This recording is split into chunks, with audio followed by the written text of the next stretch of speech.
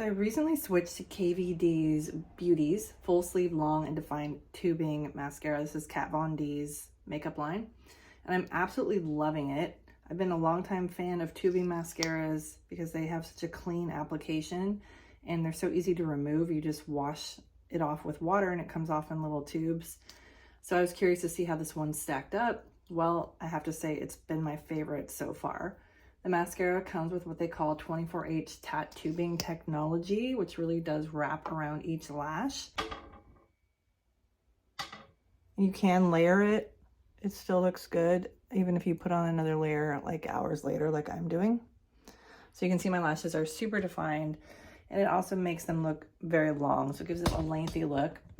What impressed me most though is how it stayed put all day without any smudging, flaking, or clumping, which is definitely something I've struggled with other tubing mascaras. This is overall just a really good one.